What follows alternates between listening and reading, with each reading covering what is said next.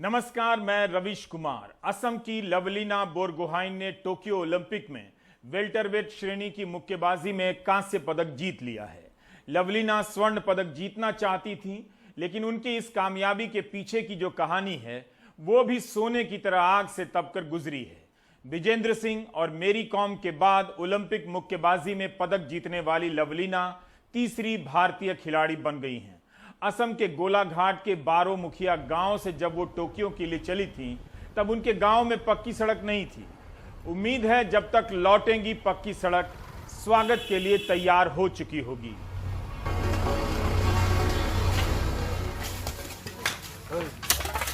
लवलीना बोरगोहाई का घर, उनका गांव कितना पिछड़ा हुआ इलाका है, इसका अंदाज़ा आपको तब लगेगा जब आप ये सड़क को देखोगे।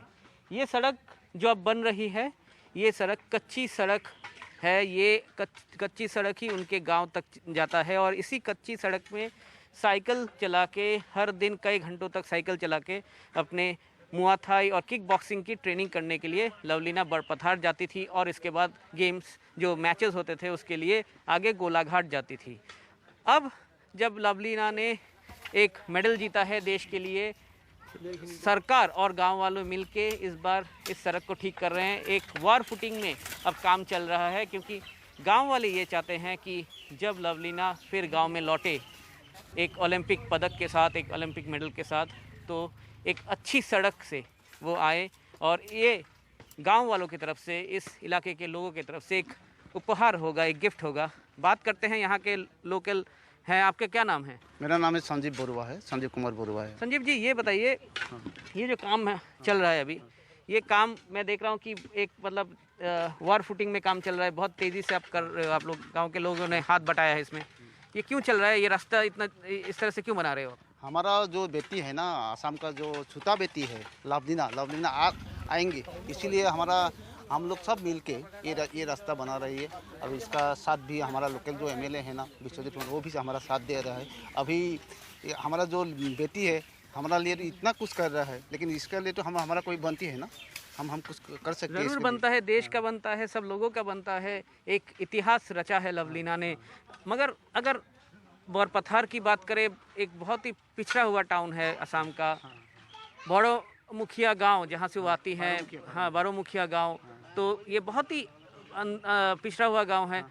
इतने साल क्यों लगे इस गांव में एक रास्ता ठीक तरह से बनने के लिए? मिट्टी का रास्ता हुआ करता था। जब बरसात होती है, असम बाढ़ के लिए प्रसिद्ध है, जब बरसात होती है क्या हालत होती है रास्ते? नहीं, इसलिए रास्ता और इसका ठीक करने के लिए लोकल एमएलए का हाथ बहुत जरूरी है। लेकिन पहले जो एमएलए था ना, इसका नज़र यहाँ पे नहीं पड़ा। अभी लवलीना जो मेडल लिया ना, इसी टाइम में सरकार का हाथ, सरकार का दृष्टि यहाँ पे आ रहा है बरपथार में। अभी सारा आसाम का जितना माने मिनिस्टर एमएलए जितना है, सबका दृष्टि यहाँ पे है अभी। तो इन्होंने जैसे कहा कि दूर दराज का इलाका है, एमएलए मिनिस्टर की कभी निगाह नहीं पड़ी, मगर लवलीना के लिए अब सबकी निगाह है, पूरे देश की निगाह है। बरपथार में है, सबकी निगाह है, बारो मुखिया गांव पे है। 2020 में लवलीना को अर्जुन पुरस्कार मिला। कम बड़ा पुरस्कार नहीं था, तब भी उनके गांव में पक्की सड़क नहीं बनी। इसलिए लवलीना की कामयाबी भारत की गरीबी की भी रिपोर्ट है, जिसके बारे में सरकार अपनी कोई रिपोर्ट नहीं देती है। गरीबी को जानने के लिए सबसे जरूरी CES का डेटा होता है। हर 5 साल पर कंजम्पशन एक्सपेंडिचर सर्वे होता है। 2011-12 की रिपोर्ट सार्वजनिक हुई थी। उसके बाद एक साल की देरी से 2017-18 में यह सर्वे हुआ भी, लेकिन इसकी रिपोर्ट सामने नहीं आई है। हिंदू अखबार में संतोष मेहरोत्रा ने इस पर एक लेख लिखा है। तो गरीबी और अभाव के बिना लवलीना की बात आप नहीं कर सकते हैं, क्योंकि अर्जुन पुरस्कार के समय जो 15 लाख रुपए मिले, वो मां की किडनी के इलाज पर खर्च हो गए। मैच से पहले हमारे सहयोगी रतनदीप ने लवलीना बोरगोहाइन के पिता टिकैन बोरगोहाइन से बात की, तो गरीबी के साथ उस समाज का चेहरा भी सामने आ गया जो धीमे धीमे ताने मारते रहता है कि 3 बेटियां हैं। पहले 2010 में जब तीनों मतलब उनका 2 बहन मुआ थाई, इधर में हम लोग का इधर एक मुआ थाई बोल के एक खेल था, उसमें मार्शल आर्ट्स, उसमें उस नगरू ने उसमें एडमिशन लिया था। तो वो दो बहन जब मुआय थाई में प्रैक्टिस करने के लिए गए थे तो ये भी साथ में गए थे। मुआय थाई में प्रैक्टिस किया, बाद में जगह जगह जो कंपटीशन हुआ था उसमें ये लोग पार्टिसिपेट किया था, तो मेडल भी आया था। तो ऐसे बिना सीखे बॉक्सिंग वो कोलकाता नेशनल गेम में वो सब जूनियर बेसिस में वो गोल्ड मेडल जीत लिया। तो ही उसका उम्मीद बढ़ा, तो उसी में से वो बॉक्सिंग में घुस गया। 2012 से आज 2020 तक ये एक बड़ी सफ़र है उनका। लड़का नहीं थी तो उस घर में तो लोगों ने ताना मारती थी। हम लोग का इधर में ऐसे ही हुआ था। हम लोग का 3 लड़की है, तो माँ मैं काम पे बाहर में रहती थी, तो माँ अकेले घर में रहती है 3 लड़कियाँ लेके। तो उसने सोचा कि हम लोग का घर में लड़का नहीं है, तो लड़की के सेफ के लिए उनसे मार्शल आर्ट जैसा उनको सेल्फ प्रोटेक्शन के लिए तो एक कुछ सीखना चाहिए। तो वो एक चैलेंज था उनका, बल्कि हम लोग का घर में लड़का नहीं थे, हम लोग लड़कियां 3 हैं, तो हम लोग लड़का जैसा हम लोग कर सकते हैं। मैंने कहीं पे पढ़ा था कि एक दौर था जब आप लोगों को एक फाइनेंशियल चैलेंज को फेस करना पड़ा। कितना कठिन था वो दौर, क्या शेयर करेंगे हमारे साथ? ना, एक बात मैं भी बोल सकती हूँ कि कोई फाइनेंशियल, जब हम लोग का फाइनेंशियल पोजीशन बहुत बड़ी अच्छी नहीं थी, तो भी ये मैटर नहीं है। आदमी का पैसा के लिए जो लोग आपको जो आगे बढ़ना चाहते हैं वो पैसा का बात नहीं है। हम लोग का रुपया पैसा नहीं था, तो बोल के वो लोग तो रुक नहीं गया। माँ ने उनको साहस दिया, मेरे बात छोड़ो, मैं तो अच्छी हो जाऊंगी, डॉक्टर है मेरे लिए, तुम्हारा काम करो। मां चाहती थी कि उनकी बेटियां अपनी सुरक्षा करने में सक्षम हो जाएं, तो उन्होंने मार्शल आर्ट की तरफ धकेला, लेकिन उसी रास्ते से एक और रास्ता निकल गया और लवलीना बिना किसी तैयारी के कोलकाता नेशनल गेम में गोल्ड मेडल जीत जाती हैं। खिलाड़ियों का चेहरा लगाकर उसमें अपना चेहरा सबसे बड़ा कर जगह जगह पोस्टर लगा दिए जाते हैं। इसके बाद भी ऐसी कहानियां उन पोस्टरों को फाड़कर बाहर आ जाती हैं। ऐसा नहीं है कि सरकार की नीति, बजट, उसके बनाए ढांचे, कोच, इन सब का रोल नहीं होता है, बिल्कुल होता है, लेकिन कई खिलाड़ियों की लंबी यात्रा में इनकी उपस्थिति भी नजर आती है। वहां तक पहुंचने से पहले खिलाड़ी की यात्रा अभावों की होती है और अकेले की होती है। आप चाहे हर साल इस तरह की हेडलाइन लगाते रहिए कि सीबीएसई की परीक्षा में बेटियों ने बेटों से बाजी मार ली है, 99% लाकर टॉप कर गई हैं, पहली महिला पायलट बन गई हैं, तो पहली महिला डीजीपी बन गई हैं। ताने मारने वालों का समाज इन सब से बिल्कुल प्रभावित नहीं होता है। चुपचाप दहेज लेने की प्लानिंग में लगा रहता है और तय करता रहता है कि लड़कियों को क्या पहनना चाहिए। उसकी चतुराई देखिए, ट्विटर पर इंडिया इंडिया कर रहा होगा, घर में जाती जाती भीतर भीतर किसी मां को ताने मारता रहेगा कि बेटी हुई है। उन तमाम अज्ञात चेहरों पर लवलीना का एक बड़ा पंच पड़ा है। ओलंपिक में पदक जीतने वाली लवलीना असम की पहली खिलाड़ी हैं। यह एक ऐसा इतिहास है जो अब लवलीना के नाम से हमेशा ही शुरू होगा। फिलहाल गांव के लोगों को बिजली और पीने का पानी का बढ़िया इंतजाम हो जाए, यही बहुत है। लवलीना एक नाम नहीं है, अभी अडल्ट हो चुका है।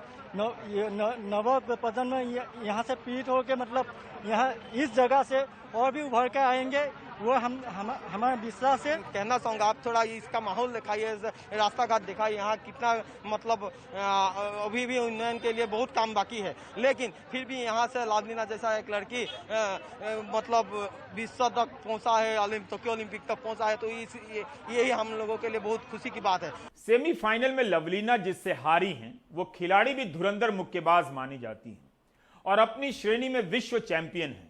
टर्की की सुरमेनेली वेल्टरवेट में शुरू से ही हावी रह गई। सुरमेनेली की मां भी कोविड ग्रस्त हो गई थी, जिसके कारण उन्हें ट्रेनिंग से अलग होना पड़ा था। हमारे सहयोगी विमल मोहन ने लवलीना से बात की है। पहली बात तो हमारे घर का मतलब हालत इतना अच्छा नहीं था कि हम लोग जो चाहते थे वो मिलते थे हमें, लेकिन मेरे मम्मी पापा ने स्टार्टिंग से ही मतलब हम लोगों को वो लोग जितना दे पाते थे मतलब वो देते थे हमें हमें जो जो चाहिए था जैसे भी करके हमें देने की कोशिश करते थे। और मतलब हमारे घर का सिचुएशन ऐसा था कि सुबह खाने मतलब खाना मिलने से रात को क्या खाएंगे ऐसे सोचना पड़ता था। हमारा घर का ऐसा सिचुएशन था। तो सबको पता ही है कि अभी मेरे पापा तभी 2500 उनका सैलरी था, तो उसमें तीनों लड़कियों को पढ़ाना वो सब तो बहुत मुश्किल था। ये सब तो वो था ही, लेकिन बॉक्सिंग में आने के बाद जो मेरा जर्नी शुरू हुआ तो उसमें पहले स्टार्टिंग में मुझे बहुत प्रॉब्लम हुआ, क्योंकि मैं मुआ थाई से आई थी। मुआ थाई से आने के बाद बॉक्सिंग में थोड़ा अलग होता है। मुआ थाई में हाथ पैर दोनों चलाना पड़ता है, लेकिन बॉक्सिंग में ऐसा होता है सिर्फ मतलब पंच ही खोल सकती हूँ, तो इतना कंट्रोल करना मुश्किल होता था। और मैंने पहला नेशनल खेल लिया, जिससे मुझे मतलब मुआ थाई में जो पंच आता था उसी को खेल के मैंने पहला नेशनल जीता था। फिर नेशनल खेलने के बाद जब मैं कैंप में आई तो कैंप में बहुत मुश्किल होता था, क्योंकि वो लोगों को प्रॉपर बॉक्सिंग आते थे और सब मुझे इतना मार के चले जाते थे। तो उस टाइम पे मुझे बहुत प्रॉब्लम होता था, मैं बहुत रोती थी कि कैसे मैं ठीक किया जाए इसको। और कैंप में कोई बेसिक नहीं सिखाते थे। तो उस टाइम पे हमारे शिव सिंह सर थे, शिव कोच, तो उन्होंने मुझे पहला बेसिक से स्टार्ट करवाया। फिर ऐसे ऐसे धीरे धीरे मैं कंपटीशन खेलने लगी। फिर अच्छा मतलब होने लगा धीरे धीरे। फिर सीनियर में आई। सीनियर में आने के बाद मुझे संध्या गुरुंग मैडम मिले, तो उनके साथ ट्रेनिंग स्टार्ट किया मैंने। फिर धीरे धीरे मतलब बॉक्सिंग का पता चला कि सिर्फ मारना ही बॉक्सिंग नहीं होता है, टेक्निक होता है, कैसे ओपोनेंट को मारा जाए, ये सब बहुत होता है। मैंने आपकी वो तस्वीर देखी जिसमें आप धान रोपनी कर रही थी पिछले सीजन में ही, और आपने कोविड के पेशेंट्स की भी इन हालत में मदद की। कोविड भी आपको हो गया था। आपकी मदर को लेके वो कह रही थी, लीमा से मेरी काफी बात हुई, उन्होंने कहा कि काफी ताने हमें दिए जाते थे और इसका हमें बड़ा दुख है कि बेटा नहीं है। जी हाँ जी, ये तो पहले से ही होते थे। पहले लोग बोलते थे कि मतलब मेरे मम्मी पापा ने पिछले जन्म में कुछ बुरा किया था, इसीलिए मैं मतलब लड़की हुई। बचपन से ही लड़की होने के वजह से लोग ताना देते थे घर में मम्मी पापा को कि ये क्या करेंगे बड़े होके। तो बहुत कुछ बचपन से ही सुनने को मिला था। तभी मतलब मम्मी ने ये सिखाया था कि कुछ तो करना ही है, मतलब लोगों को दिखाना ही है कि तुम लड़की होके सब कुछ कर सकते हो। आपकी मदर को लेके आपने कहा था कि किडनी ट्रांसप्लांट हुआ है, बहुत दिनों से मिली नहीं है, अभी बहुत मन कर रहा है जल्दी से उड़ के भागे वहां मिले मदर से। जी मम्मी का जब किडनी का प्रॉब्लम स्टार्ट हुआ उस टाइम पे मुझे मैं बहुत उनके साथ रहना चाहती थी। मतलब लास्ट स्टेज तो होता है ऑपरेशन का, तो उस टाइम पे भी मैं उनके साथ नहीं रह पाई, क्योंकि ओलंपिक था तो उसके लिए प्रिपरेशन करना बहुत ज्यादा जरूरी था। तो मुझे इस बात का बहुत दुख होता है कि उस टाइम पे मुझे मम्मी के साथ रहना था, लेकिन मैं उनके साथ नहीं रह पाई। तो अभी बस ऐसा लगता है कि कैसे जाऊं और मम्मी को जोर से हक कर। ऐसा क्यों है कि खेल से जुड़ी हर दूसरी कामयाबी अभाव की लंबी यात्रा के बाद ही मिलती नजर आती है? और ऐसा क्यों है जिसके पास सब कुछ नहीं है तब भी बहुत कुछ है, वो तबका केवल गर्व के भाव का प्रदर्शन करने में व्यस्त है, अपने बच्चों को इस सफर पर नहीं भेजता है? प्रतिभा की कोई कमी नहीं है, कमी है उस अंतर की जो अमेरिका और चीन की सुविधाओं और भारत की सुविधाओं में है। महिला हॉकी टीम भी ऐसी कहानियों की किताब है। ह्यूमंस ऑफ बॉम्बे एक इंस्टाग्राम पेज है, इस पर कप्तान रानी रामपाल की कहानी है। ह्यूमंस ऑफ बॉम्बे केवल तस्वीरों के साथ कहानी कहता है, वीडियो का इस्तेमाल नहीं करता। हरियाणा के शाहाबाद की रानी रामपाल अपनी गरीबी से भागना चाहती थीं, खिलाड़ी बन गई। इस इंटरव्यू में कहती हैं कि मैं अपनी जिंदगी से भागना चाहती थी, बिजली की कटौती, कान में मच्छरों का भिन भिनाना, 2 रोटी का मुश्किल से जुगाड़ हो पाना, मेरे घर में पानी भर जाना, इन सब से भाग जाना चाहती थी।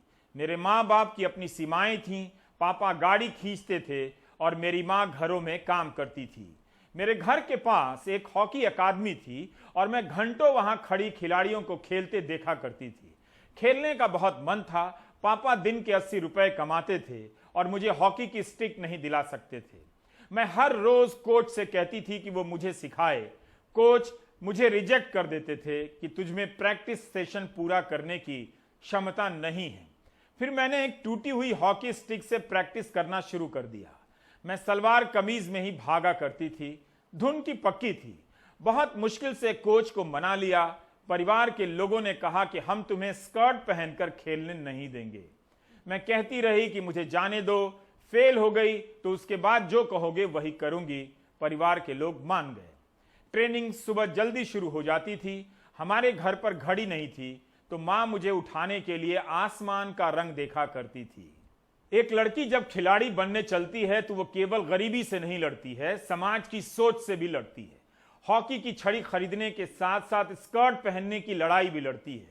रानी रामपाल को दूध कम पड़ जाता था तो दूध में पानी मिलाकर पी लेती थी। तो फिर हजारों करोड़ के खेल बजट और खेलो इंडिया टाइप के अभियानों का क्या होता है कि एक खिलाड़ी को दूध में पानी मिलाकर पीना पड़ता है। यहां से यात्रा शुरू करती है कोई खिलाड़ी। रानी रामपाल के पिता दिहाड़ी मजदूरी करते थे। इन सब रास्तों से गुजरते हुए रानी रामपाल 15 साल की उम्र में नेशनल टीम में शामिल होती हैं और हॉकी टीम की कप्तान बन जाती हैं। ह्यूमंस ऑफ बॉम्बे ने जो कहानी प्रकाशित की है उस पूरी कहानी में सरकार की किसी स्कीम का कोई जिक्र नहीं आया है। इस रिपोर्ट में रानी ने एक और प्रसंग सुनाया है। आज जब मैच चल रहा था, रानी का यह घर भरा भरा था। मीडिया का कैमरा उसके घर के हर कोने को फिल्मा रहा था।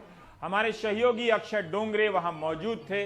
माता पिता के चेहरे पर अमीरी नहीं है तो क्या हुआ, अभावों के समंदर पार कर ये लोग पूरे देश के लिए उम्मीद पैदा कर रहे हैं। इसी घर के बारे में रानी रामपाल ने ह्यूमंस ऑफ बॉम्बे से कहा है कि 2017 में वो मौका आया जब मैंने अपने परिवार को किया हुआ वादा पूरा किया और एक घर खरीद लिया। हम सब खूब रोए और एक दूसरे को पकड़कर खड़े रहे। अभी मैं रुकी नहीं हूं। मैंने ठाना है कि इस साल अपने परिवार और कोच को वो चीज लाकर दूं जिसका उन्होंने हमेशा सपना देखा है, टोक्यो से गोल्ड मेडल। सेमीफाइनल में टीम का पहुंचना भी छोटी कामयाबी नहीं है। ये और बात है कि अर्जेंटीना की टीम भारी पड़ गई। ये चलता रहता है। भारतीय टीम का मुकाबला ब्रिटेन से होगा कांस्य पदक के लिए। एक जमाना था जब भारतीय टीम ग्रुप मैच में ही हार जाती थी, बाहर हो जाती थी। लेकिन यह भी एक जमाना है कि टीम पदक की दौड़ में है। पिछले साल अगस्त 2020 में जब रानी रामपाल को खेल रत्न मिला, तब उस मौके पर हमारे सहयोगी विमल मोहन ने उनका इंटरव्यू किया था। आपकी जर्नी बेहद संघर्षपूर्ण रही है। आपको शुरुआत में भी देखा, बहुत मुश्किल से ग्राउंड तक पहुंचना ही आपके लिए एक वक्त मुश्किल था। इस वक्त पीछे मुड़कर देखती हैं तो ये मंजिल कैसी नजर आती है? यस, संघर्ष काफी रहा है मेरी लाइफ में, बचपन से रहा है। और लेकिन हमेशा बचपन से यही सीखा है कि कभी लाइफ में गिव अप नहीं करना चाहिए, हौसला नहीं छोड़ना चाहिए। और स्पेशली कभी ये तो नहीं सोचना चाहिए कि अगर हम एक गरीब परिवार से हैं तो हम लाइफ में कुछ अचीव नहीं कर सकते। मेहनत करने से हम बहुत कुछ चेंज कर सकते हैं। हमारे अंदर वो एक जज्बा, वो एक जुनून होना चाहिए कुछ करने के लिए। सो मेरा भी यही था कि मुझे बचपन में ये था कि मुझे हॉकी खेलने का पैशन था और मुझे ये था कि मैं हॉकी खेल के अपनी लाइफ चेंज कर सकती हूँ, अपनी फैमिली की लाइफ चेंज कर सकती हूँ। सो मैंने वही किया एंड मेरा फोकस सिर्फ हमेशा हॉकी पे रहा, हॉकी या स्टडी पे रहा कि मुझे सिर्फ 2 ही चीजों पे फोकस करना है और इसके अलावा कुछ और दिमाग में नहीं आता था कभी। लेकिन प्रॉब्लम्स लाइफ में चलती रही और स्टिल अभी भी चलती रहती हैं, लेकिन प्रॉब्लम डिफरेंट प्रॉब्लम्स होती हैं, बट उनको फेस करना चाहिए और उससे ओवरकम करना चाहिए। वही एक स्ट्रेंथ होती है किसी भी इंसान की। और मेहनत करते रहना चाहिए, मेहनत कभी नहीं छोड़नी चाहिए आपको लाइफ में। और हमेशा ईमानदारी से जो आप काम कर रहे हो, अपने काम को हमेशा प्यार करना चाहिए। यही एक बात है, अभाव से भी निकलकर लोग प्रभाव पैदा कर देते हैं। रानी के नेतृत्व में भारतीय हॉकी टीम एशिया कप और जूनियर विश्व कप जीत चुकी है। जिस सपने को आप आज देश का सपना बता रहे हैं, उस सपने को कोई खिलाड़ी सबसे पहले अपने एकांत में देखता है, अपने गांव, अपनी गरीबी और हालात में देखता है। यह ट्वीट प्रधानमंत्री नरेंद्र मोदी का है जो उन्होंने 28 अप्रैल 2018 को किया था। इसमें लिखा है कि आज का दिन भारत की विकास यात्रा का ऐतिहासिक दिन है। देश के हर गांव में बिजली पहुंच गई है। सभी गांवों में बिजली 2018 में पहुंच चुकी है, लेकिन ओलंपिक टीम में खेल रही झारखंड की सलीमा टेटे के गांव बड़की छापर में बिजली नहीं है। इनके पिता जनरेटर लेकर आए, तब जाकर लोगों ने हॉकी का मैच देखा। सरकार इतनी वाहवाही बटोर रही है, कम से कम यही व्यवस्था कर देती कि जो खिलाड़ी हैं जो ओलंपिक में जा रहे हैं उनके गांव में बिजली हो और जो गरीब खिलाड़ी हैं उनके घर में टीवी हो। निक्की प्रधान की यह तस्वीर फोटो ऑप नहीं है और ना ही फोटोशॉप है, यही उसका जीवन है। नहीं देखा जा रहा है या देखकर अच्छा लग रहा है? आप दर्शकों से पूछ रहा हूं। लगातार दूसरी बार ओलंपिक खेलने वाली निक्की के गांव का नाम हेसल है। 2016 में जब निक्की रियो ओलंपिक के लिए चुनी गई तब झारखंड से ओलंपिक खेलने वाली पहली महिला खिलाड़ी बन गई। हेसल गांव से 26 राष्ट्रीय, अंतर्राष्ट्रीय एवं राज्य स्तरीय खिलाड़ी निकले हैं। पुलिस से रिटायर्ड पिता सोमा प्रधान एवं मां जीतन देवी अपनी बेटी की सफलता से खुश हैं। मां का कहना है कि कोच दशरथ महतो ने निक्की का खेल देख प्रशिक्षण देना शुरू कर दिया। उन्हीं की बदौलत बेटी ने आज यह मुकाम हासिल किया है। लग रहा है लड़की का चयन हुआ, लड़की खेल रही है ओलंपिक में। तो बहुत खुश लग रहा है, कैसे लगेगा? अपना तो पहुँच गया तो माता पिता तो जरूर खुश रहना ही जरूर है। क्या शुभकामना दे रही हैं? क्या शुभकामना दे रही हैं? ओके, तो उतने कही कि अच्छा से खेलो, अच्छा से रहो, अच्छा से जीत हासिल करके घर वापस आ जाओ। है हमारे तो यही आशीर्वाद। तो इंडियन एक्सप्रेस ने भारतीय महिला हॉकी टीम की 16 खिलाड़ियों का पूरा विवरण छापा है। शाहिद जज और मेहिर बांसवाड़ा की रिपोर्ट से काफी कुछ जानने को मिला। सोनीपत की नेहा गोयल के लिए 2 वक्त का खाना मुश्किल था। पिता शराब में डूबे थे और मां को मारते थे। नेहा मां के साथ साइकिल फैक्ट्री में काम कर चुकी है। चक्के के स्पोक लगाने के 5 रुपए मिलते थे। निशा वारसी भी सोनीपत की हैं। दर्जी का काम करने वाले पिता ने खूब सपोर्ट किया। 2015 में उन्हें लकवा मार गया और मां को एक फैक्ट्री में मजदूरी करनी पड़ी। हरिद्वार की वंदना अपने पिता के अंतिम संस्कार में नहीं जा सकी, जिनका 3 महीने पहले निधन हो गया। मिजोरम की लाल रेमसियामी उस जिले की हैं जहां इन दिनों असम और मिजोरम के बीच विवाद छिड़ा हुआ है।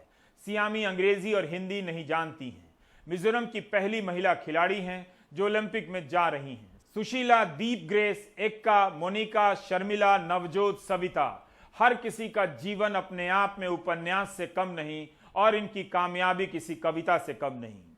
पीवी सिंधु भारत की पहली महिला खिलाड़ी हैं जिन्होंने लगातार 2 बार ओलंपिक में पदक हासिल किया है। बैडमिंटन में कांस्य पदक जीतने वाली पीवी सिंधु भारत आ चुकी हैं और उनका जबरदस्त स्वागत किया जा रहा है। पीवी सिंधु के शानदार प्रदर्शन में उनका रिप्ड जींस पहनकर मंत्रियों से मिलने आना भी एक नई कहानी जोड़ रहा है। उत्तराखंड के पूर्व मुख्यमंत्री तीरथ सिंह रावत ने फटी हुई जींस पर टिप्पणी की थी। कहा था कि लड़कियों में चारित्रिक पतन आ रहा है, संस्कार का संकट है। बाद में माफी भी मांगी, तब भी कहा कि फटी जींस पहनना ठीक नहीं है। फटी जींस का सही नाम रिप्ड जींस है। जिस देश में हॉकी खिलाड़ी रानी रामपाल को हॉकी खेलने के लिए स्कर्ट पहनने की मानसिकता से लड़ना पड़ा, उसी देश में सिंधु रिप्ड जीन्स, जिसे नेता फटी हुई जीन्स कहते हैं, पहनकर आपके सामने हाजिर है। हो सकता है सिंधु ने यूं ही पसंद से पहन लिया हो, लेकिन इस मौके पर उनका रिप्ड जीन्स पहनना सामाजिक बंदिशों को उधेड़ रहा है। विमल मोहन ने पीवी सिंधु से बात की है। बहुत खुश लग रहा है सर।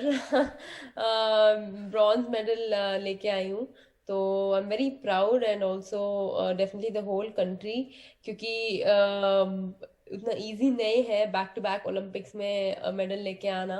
2016 में बहुत अलग था और अभी टोक्यो में बहुत अलग है, क्योंकि वो प्रेशर, वो एक्सपेक्टेशंस बहुत ज़्यादा है। तो डेफिनेटली बहुत इम्पोर्टेंट था मेरे लिए कि मैं बस I have to be calm and composed and just give my best. Sindhu, आपके पास जो 4 प्लेयर हैं ऐसे सिर्फ दुनिया में जिन्होंने बैडमिंटन में डबल जीता, सुशील सिसांटी के उस लीग में भी आप आ गई हैं। बस 4 लोग किया था, तो डेफिनेटली बहुत अच्छा लग रहा है वो सुन के, क्योंकि इंडिया में से मैं I am the first women to get the individual medal, 2 medals back to back. तो डेफिनेटली ये एक मेरे लिए एक मोटिवेशन है, and I think that motivation will definitely help me to achieve a lot more and work more harder. Sachin Tendulkar ने कहा था कि आपका कोर्ट का बिहेवियर, आपको जो इस मैदान का बिहेवियर है, आपको स्टार बनाता है। ऑफ द कोर्ट बिहेवियर जो होता है वो आपको सुपरस्टार बनाता है। आपने जब मरीन से जब आप हारी थी तब भी उनको जाके आपने पिक किया था। आज ताइजू ने आपके बारे में, जिससे आप हारी, उन्होंने आपके बारे में बहुत अच्छी स्टोरी लिखी है कि हारने के बाद सिंधु मेरे पास आई और कंफर्ट मुझे दिया। ये कितना बड़ा कॉम्प्लीमेंट है आपके लिए? डेफिनेटली वो जब मैच हारने के बाद एक प्लेयर का फीलिंग्स क्या होते हैं हमको पता है। तो मैच होने के बाद वो बहुत अपसेट थी, तो मैंने सोचा ठीक है जाके मतलब हार्ड लक बोलेंगे, और मैंने उससे बात किया क्योंकि वो पता रहता है कि वो कितना हर्ट होता है हारने के बाद। तो मैं बस उनको यही बोला कि तूने अच्छा खेली है, it's okay, I mean it happens, I mean winning and losing is part of life, तो it's okay, just be strong and just be happy, क्योंकि सिल्वर मेडल मिला and just be happy. I mean कभी कभी होते रहते हैं कि कभी कभी हार जाता है, तो you just have to be just it's okay. I mean there is always the next day, there is always every day is a new day. तो ऐसा बोल के मैंने थोड़ा उनको बोली थी, तो she was feeling better.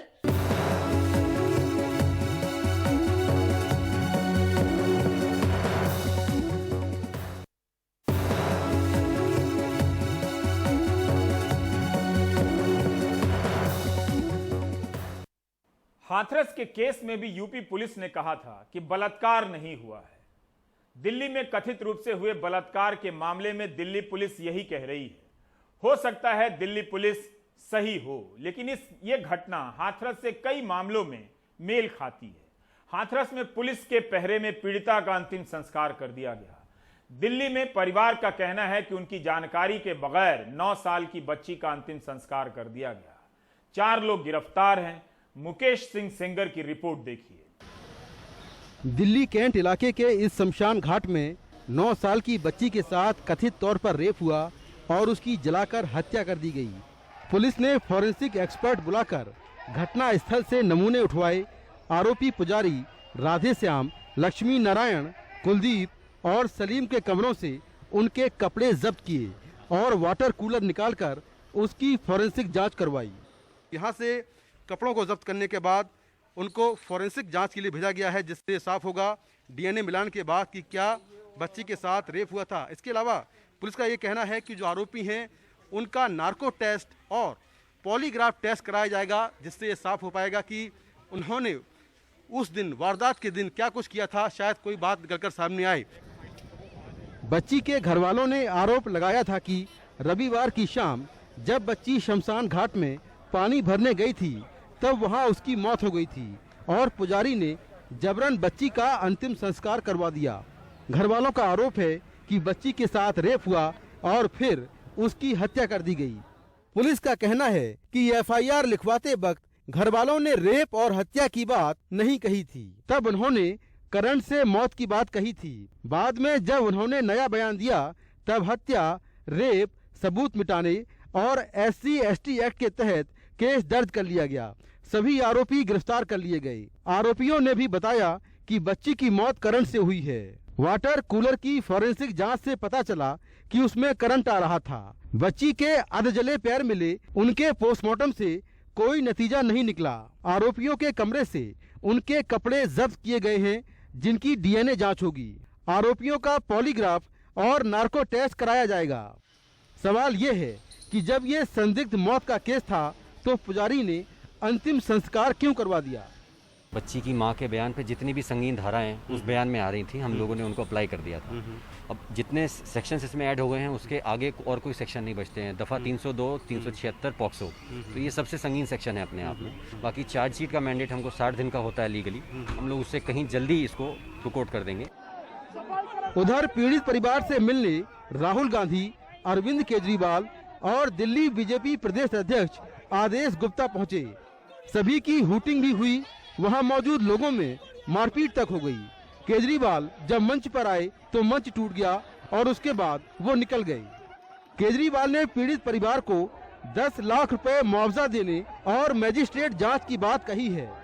परिवार सिर्फ न्याय मांग रहे हैं और कुछ नहीं मांग रहे हैं। न्याय मांग रहे हैं और कह रहे हैं कि उन्हें न्याय नहीं मिल रहा है और उनकी पूरी मदद होनी चाहिए। नेशनल SC कमीशन और नेशनल बाल आयोग ने भी सक्रियता से इसकी जांच की है और हमारी डिमांड है कि इस मानवता को शर्मसार कर देने वाली घटना के खिलाफ तुरंत कार्रवाई होनी चाहिए। 15 दिन के अंदर निष्पक्ष जांच होके फास्ट ट्रैक कोर्ट पर मुकदमा चलना चाहिए। अपनी बच्ची तो वापस नहीं आ सकती और जो परिवार के साथ अन्याय हुआ है वो बेहद दुखद है।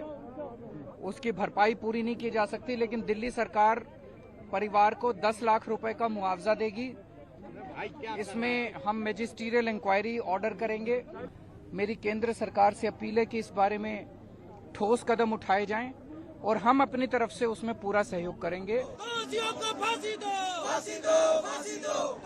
पीड़ित परिवार और इलाके के लोग पिछले 3 दिन से आरोपियों के खिलाफ कड़ी कार्रवाई को लेकर सड़क पर बैठे हैं।